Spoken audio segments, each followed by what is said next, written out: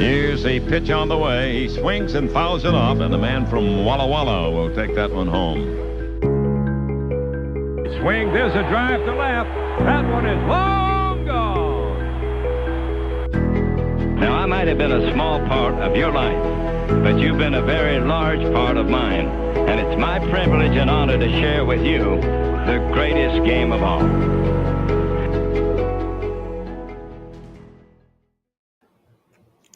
What is going on, nation? AJ Reilly here for a live edition of The Corner.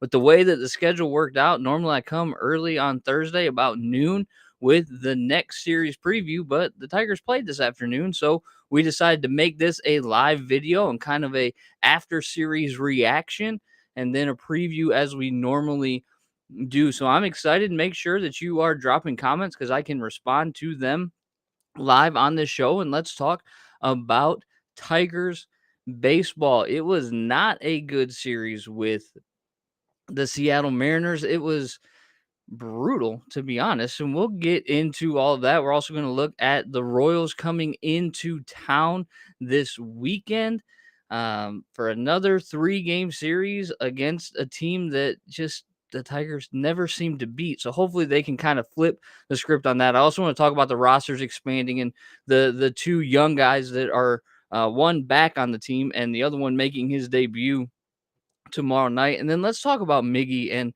this end of the season and the role that he's kind of carved out, I guess is the way to say it. I don't really know exactly how to describe Miggy's role at this point on the team, but I also want to compare it to that resurgence that we're seeing from Albert Pujols a little bit and kind of give my opinion as to why one is skyrocketing at the end of his career and why one is kind of falling farther down. We'll get to all that. I would love to have conversations into the comments, so make sure that you're dropping questions, thoughts, concerns, whatever you want to say. I'll do my best to make sure that it gets up on the screen. And I do want to also remind you that wherever you are comfortable on social media, make sure that you like, subscribe, and follow Detroit Sports Nation for all of the best and latest sports content.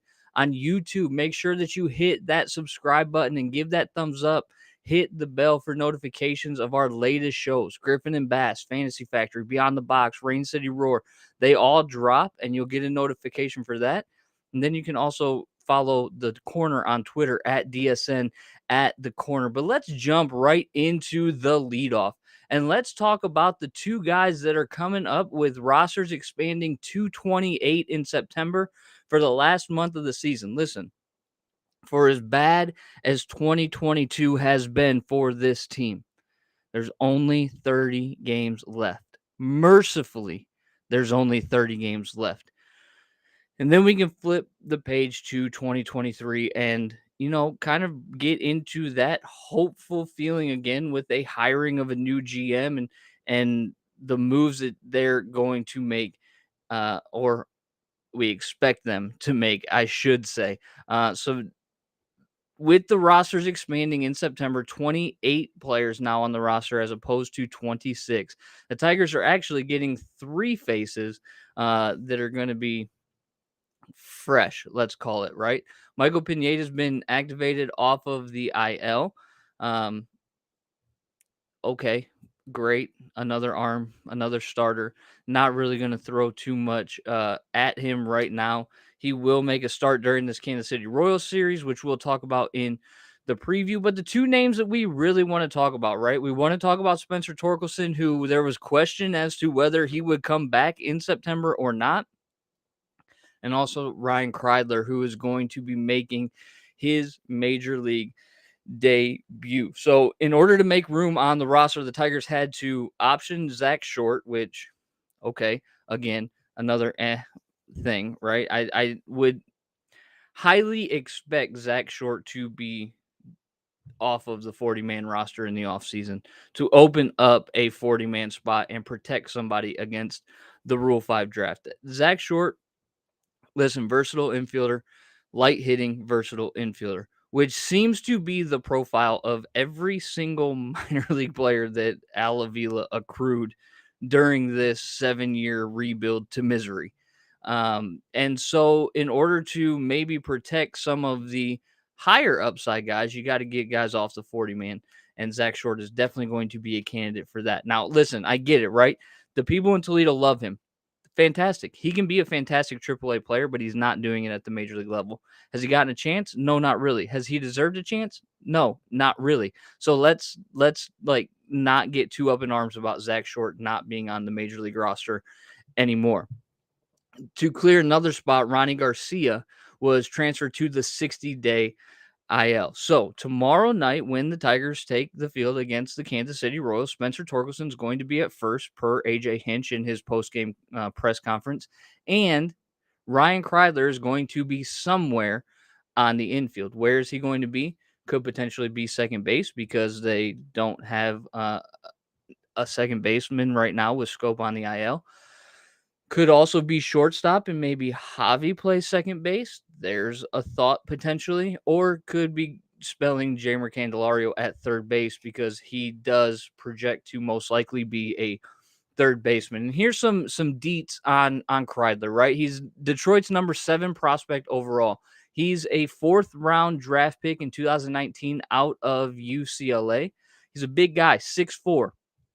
With his scouting profile says a strong enough arm to play third base. That's not a bad thing. A shortstop converting to third base is not necessarily a bad thing. In Toledo this year, he did have 2 injuries. He had a broken hand early in the season, and then he had a growing issue when he came back from that broken hand. So in AAA, his numbers are not that great, right? He's slashing 213, 352, and 411. He has 8 home runs and 22 RBIs, but he does have a 14.4% walk rate, which would be tops on the major league roster if that were to continue, because these guys don't walk at all. However, he would fit in well with his K rate, which is almost 29% of the time. So another guy is going to swing and miss a lot. I would almost expect a very similar debut to that of Kerry Carpenter's, where Kerry Carpenter came up and struggled. Especially, I think he had 6 strikeouts in his first 8 at bats. Not the best start to a major league career, but he's since righted the ship and has been hitting the ball a little bit better. So expect a little bit of the same from Kreider. He does have a 107 weighted runs created, which, if that were to translate to the major league level, would be fantastic because that's above league average.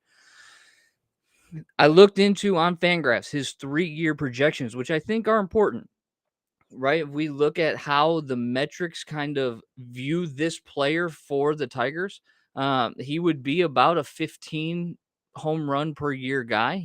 I think in 3 years it was like 15, 16, and 17, or 15, 15, and 16. So about a 15 home run guy. He will walk about 8% of the time, but still strike out about 28% of the time, according to those projections. Now, projections aren't perfect, so let's not like go all in on this is the type of player that he could surprise, but he could also disappoint, right?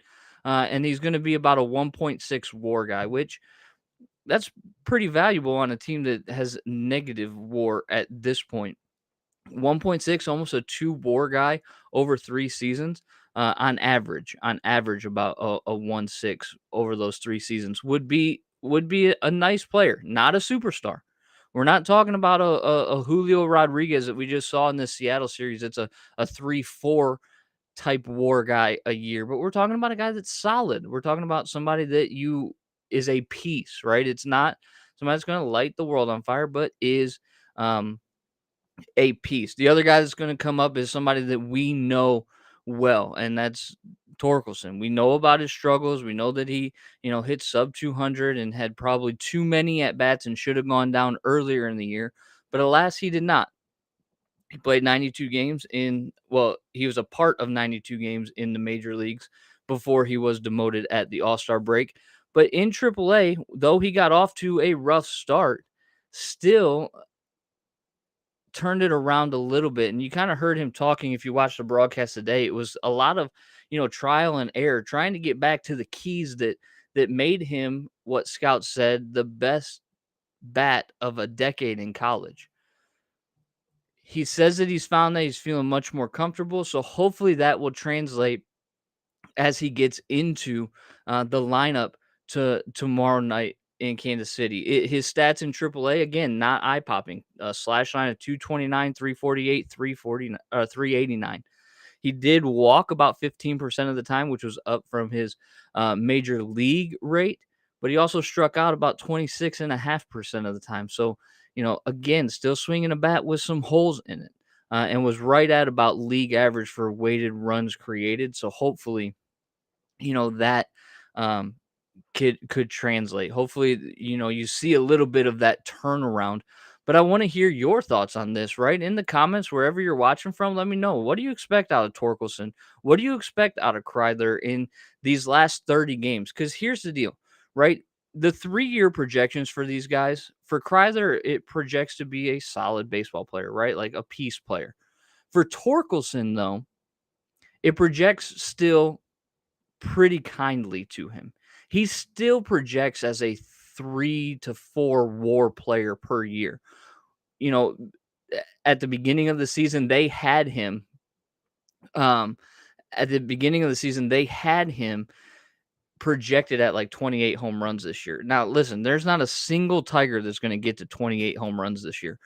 So those projections were clearly off. But yet, the projections are still got Torkelson at a 3 to 4 WAR player. Tony Drew says that he doesn't expect anything out of Torkelson. He thinks that the Tigers ruined him, and there's definitely some truth to that. There seems to be a broken nature to the way that the Tigers have gone about their hitting approach this season.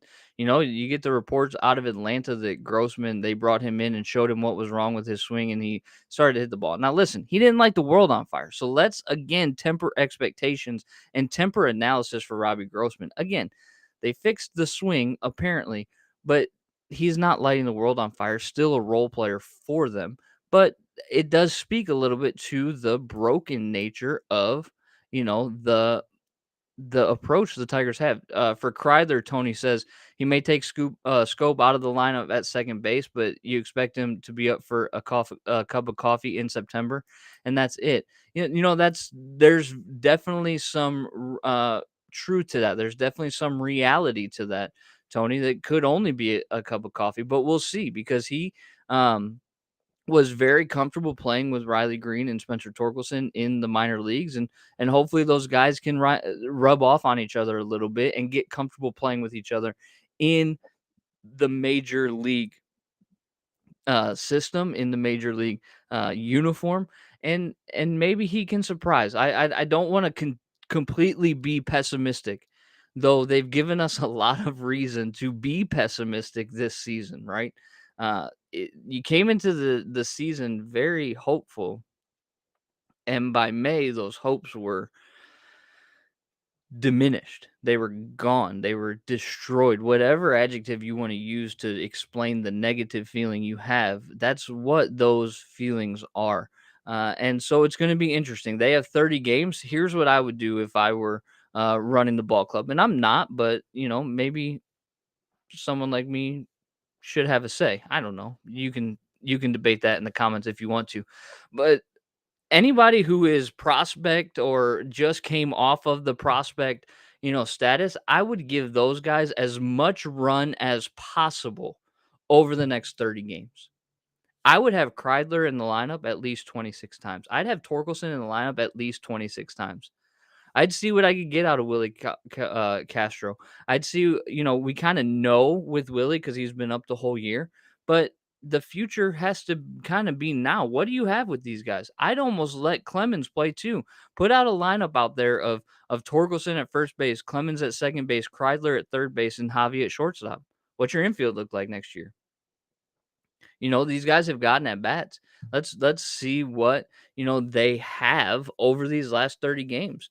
And, they might need an off day here or there or something like that, but I would give them as much run as possible. Before we get to our next segment, I do want to highlight Paul Robinson. Paul, I do want to say what's up, because I know you've been a friend of the show in the past and other shows that we have here on DSN. But he says, I wouldn't condemn them, but you have little hopes that they're going to light this team on fire in 30 days. Yeah, they're going to, they're not going to set like neither of them are going to win rookie of the year in 30 games because one, they're not eligible for it, but you don't have high expectations, right? But you do want to see improvement, right? And that's what we've talked about continuously on the corner is over these next few weeks, over these last 30 games, you want to see improvement, and that's going to really set expectations for what 2023 can be. Maybe the best silver lining and maybe the greatest gift that the Detroit Tigers gave us this season is the ability to go, wait a second, for 2023. The ability to go, maybe we shouldn't expect too much, and maybe we can just tap the brakes and let them surprise us. Because this year was the opposite, right? It was like 500 or bust, potential wild card. Oh my goodness, this team is a dumpster fire. So maybe going into 2023, now we can be like, we'll see what happens. I don't expect much, and low expectations are a good place to be, because if you have low expectations, it's hard to be disappointed. Let me get to some more comments here. So Cody says yes, and I think that Cody on Facebook says yes. Carpenter too, right? He wants to see Carpenter get run. I agree, 100%. Like I've said this, I've tweeted it, I will continue to say it. I've seen enough of Akil Baddoo. We know, like 2022 for Akil Baddoo is a complete wash. He's had every opportunity. 26 out of the last 30 games. Put Kerry Carpenter in left field, not DH. Let him get into the flow of the game. No more Akil Baddoo for the rest of the season, for crying out loud. He can be speed off the bench. That's all I care about. I don't care about anything else other than seeing these guys who spent most of the season in AAA getting some run at the team, getting some run on the major league field. Cody, you say the next year will be better. I hope so, man. I really hope so. I really hope that it's better because it can't be worse. We're 7 doggone years into this thing. 7 doggone years into this thing, and we're no better than 2015 when Al took over. Thankfully, Al is no longer running the team, and hopefully somebody will get there. Paul says, I'd bench Miggy, Scope, Baddoo, and Baez. That's going to be a tough one, man, and see what the youngsters can do. I understand, we'll talk about some statistics with Baez, and we're definitely going to talk about Miggy later on in the show. But benching Baez is going to be a very, very, very tall task. The amount of money and just his first year. Listen, for the struggles that Baez has had, I'm not making an excuse because, sliders out of the hand for this guy. He's swinging, and there's been no adjustments made. But was it Cody Straverhagen from The Athletic was talking about his strikeout rate actually being down, but his ground ball percentage is actually way up. And if you can even believe that his strikeout percentage is down, I was shocked, absolutely shocked.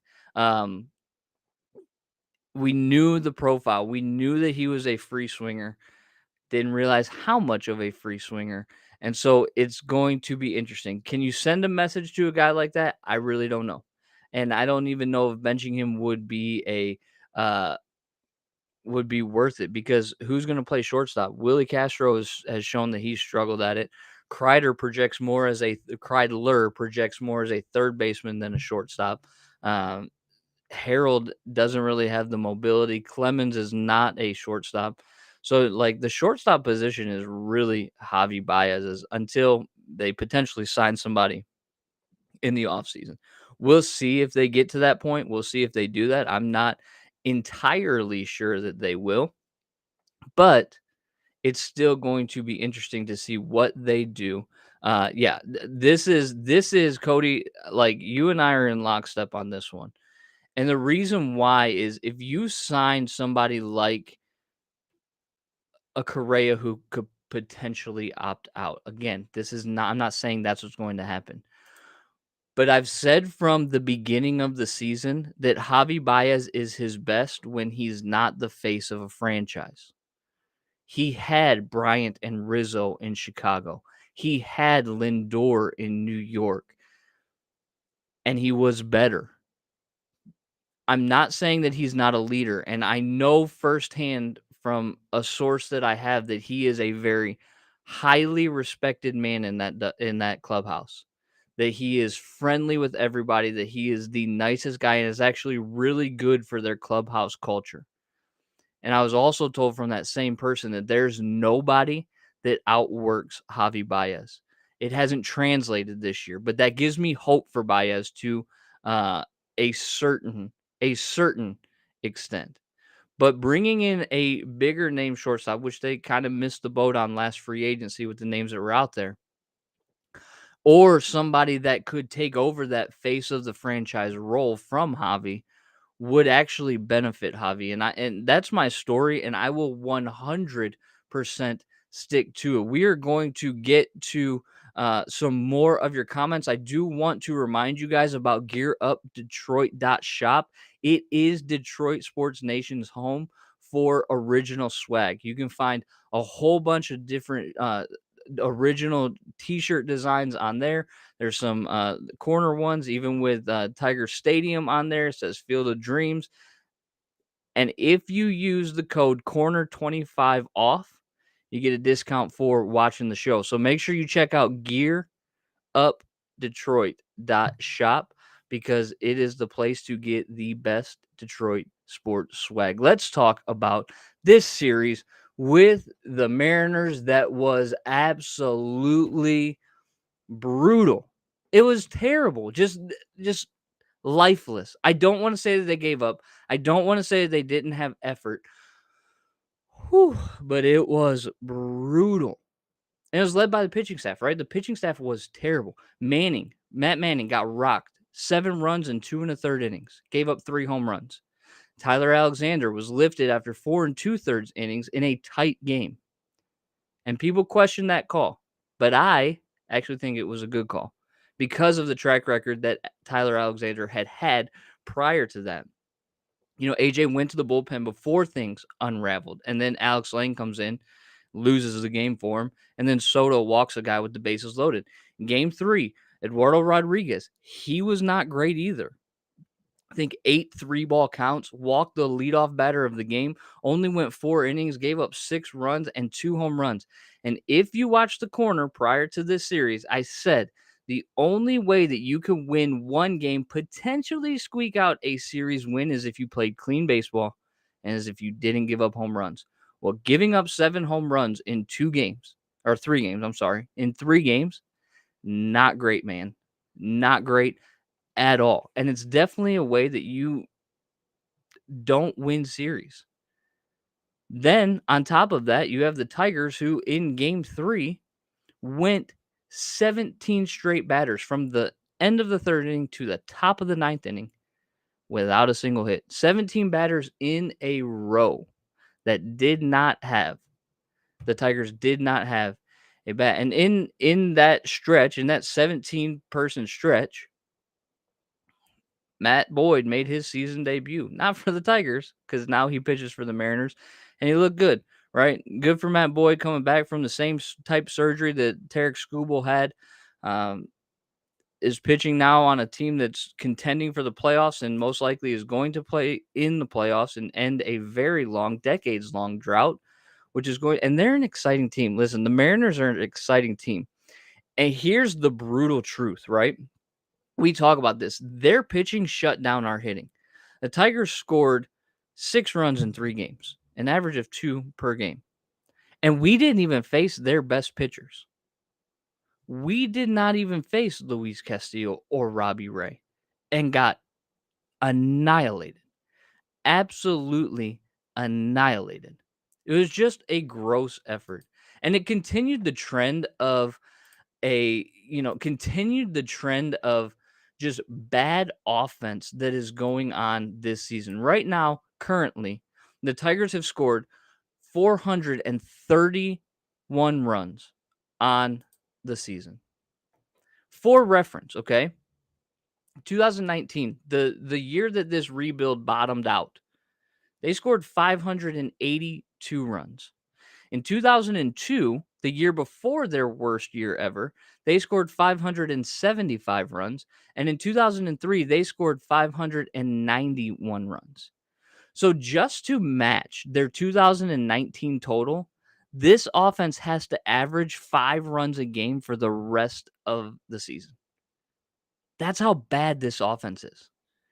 And yet, even though people have talked about it and they don't, nobody can really come to a consensus on this. Why does Scott Kubal still have a job? Why can this be a historically bad offense and nobody is pointing to this man to say, listen, he's got to go? Or is it bigger than Scott Kubal? Is it an organizational issue? Something that in the analytics department or in other aspects of the organization that this system is just broken. Look, you have the potential in this season, which was supposed to be a season where you contended for a playoff spot. You have the potential of scoring less runs on the year than a team that lost 119 games 19 years ago. It's terrible. It's terrible. Now, you've won more games than them. Okay, great. And winning is what matters, right? But this was an offense on paper that was not supposed to be this bad. 76 total home runs? What? That's ridiculous. It's unbelievable how inept this offense is. And I was watching a video on this from this YouTube channel called Bully Ball, and I want to make sure I give them a shout out on this. But they made the statement that just sounds like it just seems like the Tigers in 2022 are just looking to make contact, even if it's bad contact. Well, you think? Like, this is such a bad offense. It is no surprise that teams like the Mariners, who are in contention, can just come into Comerica Park and bully them. Just bully them. The kid today, 6'6" righty, starting for the Mariners. Name escapes me in this particular moment, but was like 75% fastball usage and dominating. And it wasn't like he had a crazy like cue ball spinning fastball. It was 95 and pretty straight. But they couldn't touch it. Cody sums it up. You're right, Cody. You're 100% right. That this series just absolutely sucked. Paul, I think that you also maybe right here get into some of these comments. Robbie Ray probably would have had a perfect game against the Tigers. It's also, that's all very true, right? Haven't been many of them. And, Cody, I do love this comment. The ever optimist, right? We should have won 80 games this year. Yeah, I mean, it would have been nice. And on paper, but, paper doesn't matter according to Paul Robinson, which is true, right? On paper, it looked like this team could win, 80 games. Could at least be 500, 81 and 81. But alas, they are not. Hey, if before we move on to the preview, I do also want to throw out there this thing. Facebook has given away 200 free stars if you're watching live videos for you to give to your favorite creator. So if you want to, make sure you're liking this video, make sure that you're sharing this video. But if you also feel it necessary, toss some stars this way so you can support, your favorite creators, and we can keep doing what we're doing. Facebook, like I said, had put into it, it doesn't cost anything, but they had given anyone on Facebook the ability to throw stars out to creators. So make sure you're doing that to all of your favorite DSN content, because we're putting content out every single day. Now let's get to the Royals, because here come the Royals, right? A team that is just pesky. You're going to hear me say this consistently. This team is pesky. It doesn't matter. Again, going back to Paul's comment, paper doesn't matter, because on paper, the Tigers should be better than the Royals. But guess what? In the standings, they're not. For whatever reason, the Royals have had the Tigers number over the last few seasons. So let's get into the preview. They play 3 games this weekend: Friday, Saturday, and Sunday afternoon. I'm going to give you the pitching matchups. We'll get into some of their statistics, and then we will look at, what do the Royals do well? It's been a while since we've seen them. We're going to see them 9 more times in the next 30 games. So that's, we'll see them 6 more times after this weekend. But 20% of the next games are going to be against the Royals. So here's the pitching matchups. Game 1, Friday, 7:10. It's going to be Daniel Lynch, a left-handed pitcher who's 4-9 on the season with a 4.70 ERA, strikes out about 8.5 per 9, walks almost 4 per 9, has a 3.30 batting average on balls in play, and a 4.24 FIP. So he's pitching a little bit better, would indicate he's a little bit unlucky in the way that his FIP and ERA line up. He's going to be facing off against Drew Hutchinson, who over his last 3 outings has been pretty doggone good. 15 2/3 innings pitched, 4 earned runs, and has gone 1-1 in those games. Keeping the Tigers competitive in the games that he starts has been, I hate to overstate the case of Drew Hutchinson to call him a revelation, because I'm not going to do that. But he's been pleasantly surprising. There's the calm way of saying it. He's been pleasantly surprising. And so, it's one of those things that hopefully he can keep them competitive as we go into Friday night and get into their bullpen, because we're going to talk about their bullpen in a little bit. Game 2, Saturday at 6:10 is going to be Jonathan Heasley. He's a right-handed pitcher, 2-7 on the season with a 5.22 ERA, strikes out about 7 per 9, walks almost 4.5 per 9.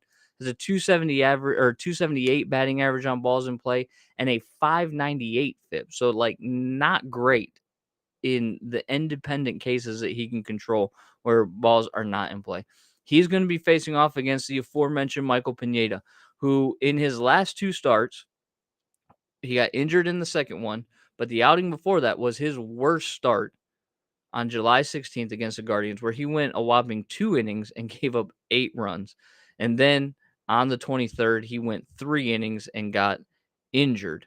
And we haven't seen him since, right? He's been off for a month. An opportunity for the Tigers in that situation to potentially make a run, but it's going to make a run at a win, I should say. But it's going to be completely dependent on Pineda coming off the IL. I wouldn't expect him to go more than 4, maybe 5 innings on Saturday and getting into the bullpen, which makes Drew Hutchinson's outing on Friday that much more important, right? He needs to eat up 5, 6, asking a lot here, maybe 7 innings to keep those arms fresh for Saturday, because Pineda is going to need some help. Game 3, Sunday afternoon. 1:40, Brady Singer. We've seen him before, and it has not gone well.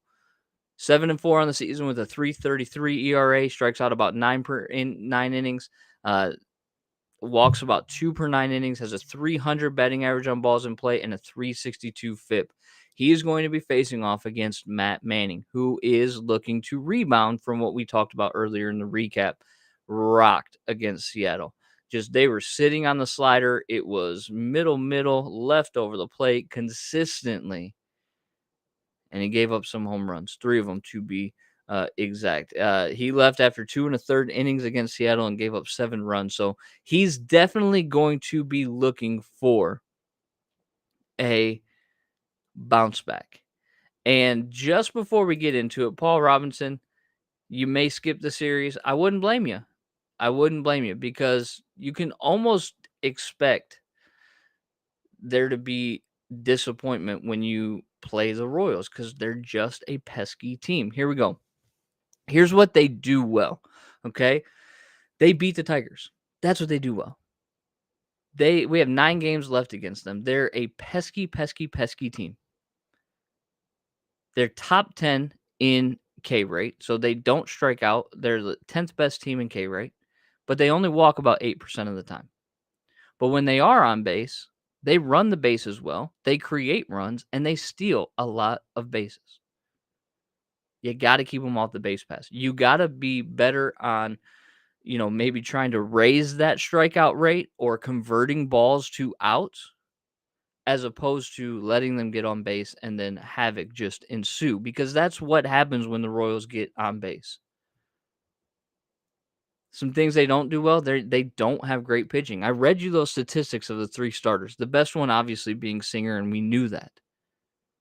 But for whatever reason, the Tigers have a knack for making the worst pitchers look like Cy Young, look like Jacob deGrom, look like the Houston Astros version of Justin Verlander, Max Scherzer. Throw any name in there of dominant pitching you want to see, and the Tigers make bad pitching look that way. But their pitching's not great. They have the 3rd worst pitching staff, like starters and relievers, according to Fangraphs, in the entire MLB. And their bullpen is the worst. So if you want a chance to win this series, you have to get to the bullpen as early as possible. So if we want to make a prediction, I want to ask you guys to go ahead and throw some predictions in the comments, and we'll throw them up there. Do the Tigers win this series, yes or no? They're primed for a series win. Listen, as bad as this series against the Mariners was, the last time the Tigers lost a series was against the Chicago White Sox over 2 weeks ago, middle of August. Since then, they split with the Guardians. They beat the Angels. They split with the Giants. So it's there for the taking if you can do things the right way. Convert balls in play to outs. Don't make outs on the base pass. In game 2 against the Mariners, Kerry Carpenter ripped the ball to the right field corner and then gets thrown out at second base, which could have potentially been a tying run since Soto walked in the 5th run for the Mariners. I just don't know or trust that the Tigers can do those types of things right consistently. So if you can get to the bullpen quickly in this game, and if you let their pretty bad pitching staff go deep into the game, you're going to walk out of Comerica Park with a series loss, because the Royals know how to win against the Tigers. So you have to do things right more often than you do them wrong, and that's just been the problem with the 2022 season. So let me get to some of these comments over here and see what we got. Paul Robinson says, nope, they don't win. They lose 2-1. Okay. Paul, thanks for the prediction. I can't argue with that. They've not shown enough to say, yeah, they're gonna sweep this series. Not against the Royals. Hopefully, Kreidler and Torkelson can have some kind of an impact. But again, do we expect that? No, we don't expect that because of just what we've seen. 2022 is just a series of disappointments. That's what we're going to call it. It's just the season of disappointment. Cody, he talks about our bullpen doing well for a while there. Yeah, Cody, our bullpen, and it still ranks pretty well. It's just when you're asking these guys consistently to get 4, 3, sometimes 5, 6 innings out of the bullpen, it's very, very taxing. And I don't know what it is with Alex Lang lately, but it just seems like the movement that we've seen on his pitches earlier in the season prior to the All-Star break, it just isn't there anymore. And I don't know why that is. I don't know if it's fatigue. I don't know if it's, just different pressure that he's putting on the baseball when he's throwing it, or the arm slot that he's throwing from, or what, because of the, the grind of 162 major league game season. I don't know, but I was watching him in game 2, and I was just like, man, the ball that used to like break from the inside corner to the outside corner on that 2-seam run would just is not there. And then the curve or the slider that he throws just being thigh high middle of the plate, just brutal. And that's why he got tagged for the runs that he got tagged for. A triple from Frazier, and then a double from the next guy up, and the game's sealed at that point. It was just not great from the bullpen. But again, when you're asking for so many things to happen, it can be difficult. All right, let's transition. Final thoughts of the night from the corner here on this live edition of the corner. Let's talk about Miguel Cabrera, the greatest right-handed Tigers hitter of this generation. You could make the case that he's arguably one of the best right-handed hitters of all time. But you gotta know that when you talk about Miggy's all-time greatness, he is always going to be compared to someone who played in this same generation, being Albert Pujols. Now, in this series against Seattle, on Tuesday and Wednesday night, I'm sorry, they were off on Monday. On Tuesday and Wednesday night, Miguel Cabrera got back-to-back starts. That was the first time that he had started in back-to-back games since August 1st and 2nd. He is obviously hurting. We know that. There were rumors of him potentially hanging up the cleats after this season, but then he shot them down because the paycheck is way too large for next year for him to not collect it. Okay. But what is the role that Miggy's going to have on this team in 2023? I don't want him to just kind of fade away into the sunset. You want to see some type of resurgence like Albert Pujols has had after the All-Star break. And we're going to look into these two and their numbers. And I think that there's a specific reason why they are the way that they are. And here's the deal. Okay, Miggy on the season so far, I'm going to give you broad numbers, and then we're going to get into breaking it down pre-All-Star break, post-All-Star break. Miggy this season so far has a 53% ground ball rate, which is the second highest of his career. His K rate, his strikeout rate, is the highest that it's been since his rookie season. And he has the lowest hard hit rate of his entire career. But there's a reason, I think, for that. And the reason that I think that is obviously numero uno is the knee injury, right? That I think it was Jason Beck at the All-Star break time when Miggy and Albert Pujols were added to as, what do they call them? The legendary picks or the legend selection. That's what they were. He saw Pujols going in the home run derby, and he asked Miggy, Jason Beck did, are you going to, you want to do this to have your son see you participate in it? And Miggy just pointed to his knee. He said, I can't. So there's obviously that limitation. But when we're talking about a guy at the age of Miguel Cabrera, look at these numbers and tell me if you see a difference. Prior to the All-Star break, Miguel Cabrera had 309 plate appearances. Albert Pujols had 173. Now, Miggy was okay. He had 82 hits, 8 doubles, 3 home runs, 34 RBIs. We know that in that time, he also collected his 3,000th hit. He only had a 5% walk rate when he struck out 24% of the time. But he had a 92 weighted runs created. Now, in about half of those plate appearances, Pujols had 6 doubles, 6 home runs, 20 RBIs, walked 9% of the time, struck out 17% of the time, and had a 92 weighted runs created. The same exact impact on the game that Miguel Cabrera had in about half of the at-bats. Little more than half. But since the All-Star break is the big difference. Miguel Cabrera has had 81 plate appearances. Albert Pujols has had 87 plate appearances. About the same number. Agreed. I'm no mathematician, but 81 is pretty close to 87. Cabrera, 10 hits. Pujols, 29 hits, more than double. 2 doubles for Miggy, 5 doubles for Pujols, 1 home run for Miggy, 9 home runs for Albert Pujols. 34 weighted runs created for Miguel Cabrera since the All-Star break. That is 66% below Major League average. While Pujols, on the other hand, has 233 weighted runs created, 133% above Major League average. The problem, and I think the issue of why we most likely will not see we won't see a resurgence this season. Like, just I agree with what Paul said, kind of like shelve him for the rest of 2022.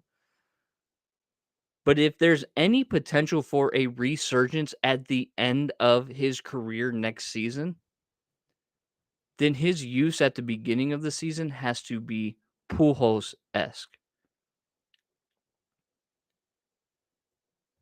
When you are just about doubling the plate appearances of somebody who's even just a little bit older than you, but is producing at the same clip that you are in less at-bats, there's an issue.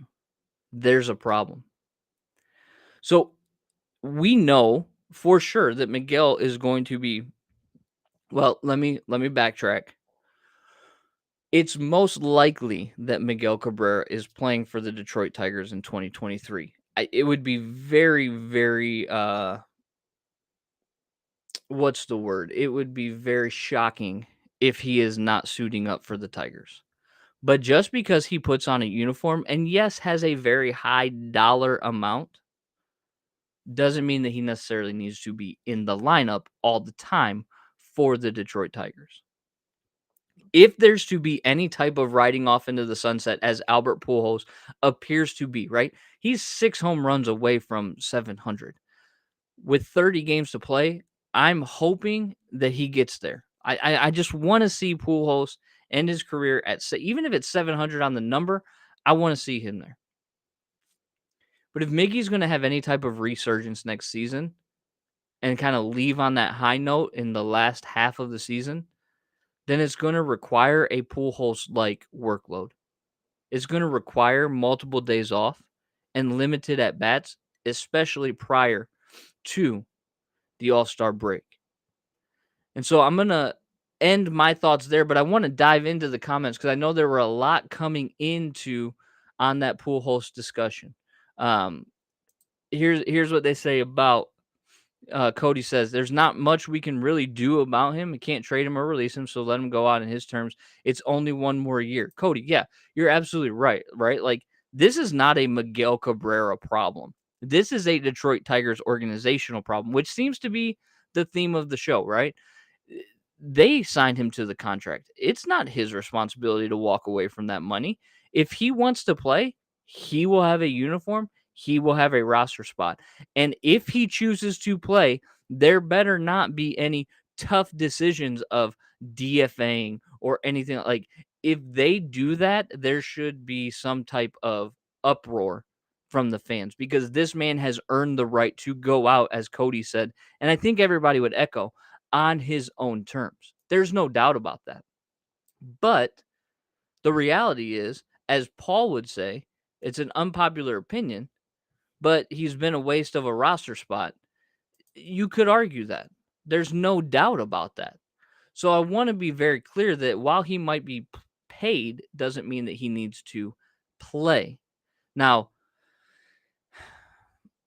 is there a way they could get creative and make him a very overpriced coach? Yeah, potentially, right? But that's going to be very, very unlikely would be the case. He, the butts and seats that Cody's talking about here, like, his name did put butts in seats. People will show up for his final games, but there's no milestones anymore. Nobody's watching or wanting to be there for him to get his, 3,079th hit. They wanted to be there for the 3,000th. They wanted to be there for the 500th. He's not getting the 600 home runs. And so it's there's no milestone moments for him other than that final game at Comerica Park. So the name draw is not there anymore until people know it's the final game. Listen, like when we knew Tiger Stadium, right? The corner right here. The corner was closing. It was 1999. I was 12 years old in September of that year. I knew I had to get to one of those final games because it was a place that had housed so many memories for me in those first 12 years. Going to the corner every year with my grandma for her birthday, like those kind of things were important.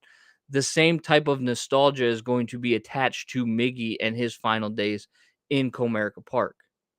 The question is going to be whether it's going to be like, oh man, we're so glad that you're here and we're glad that you made it to the finish line, or we're celebrating going, man, you went out on a high note like Albert Pujols is doing in in the Cardinals uniform, right? Like the Pujols is ending the career the way that you want to end the career. If the Tigers want any type of send off for Miguel Cabrera that way, then they're going to have to make sure that he has a Pujols like workload in 2023.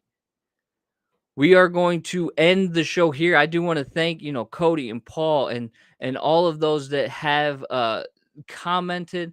I know that there are like Tony as well who's commented. I'm so thankful that you spent some time with me this afternoon to talk about baseball. I do want to remind you that, wherever you are comfortable on social media, to make sure that you subscribe to Detroit Sports Nation for the best and latest sports content.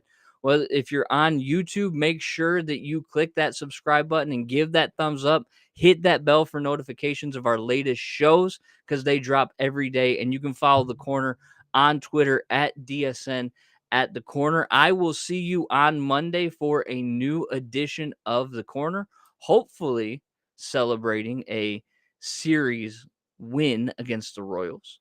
We'll see. They got to listen to what I say. Hopefully they're watching The Corner as well. So hopefully we'll be celebrating that series win. But until then, Monday,